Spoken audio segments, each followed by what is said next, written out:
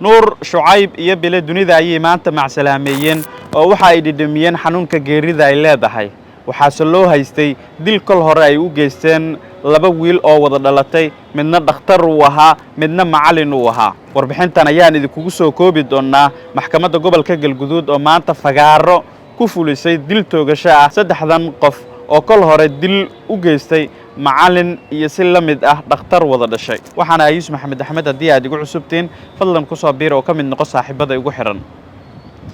haddii aan ku bilaabo magaalada Dhuusamareeb ee caasimadda Galmudug maxkamadda gobolka Galguduud ayaa maanta waxa ay goob fagaaro ah ay dil toogasho ah ay ugu fulisay saddex ruux oo kala ah Allah u naxariistay Nuur Cabdi Maxamed Shucayb Maxamed Faarax iyo Bile Cali Xuseen oo dhamaantooda ku eedeysnaa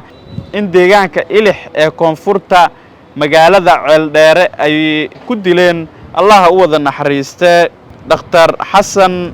Cismaan iyo si la mid ah macallin Liibaan Xasan Cismaan oo labaduba si weyn deegaanka looga yaqaan isla markaana ahaa laba wiil oo walaalaha oo wada dhalatay oo goob ay ku sugnaayeen halkaas ay ku dileen aana qabiil ayay u dileen waxaana dilkooda uu dhacay 9kii bishii December sanadkii hore ee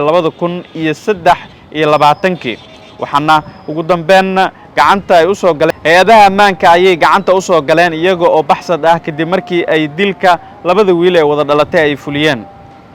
waxaana la soo qabtay isla markaana ay u suurto gashay hay'adaha ammaanka inay gacanta ku soo qabtaan iyaga oo baxsad ah waxaana ugu dambeyn maxkamad la horgeeyay 27 bishii labaad ee sanadkan aynu ku guda jirno 24 ayaa maxkamadda gobolka Galguduud ee darajada koobaad waxa ay ku xukuntay dil toogasho waxayna ka qaateen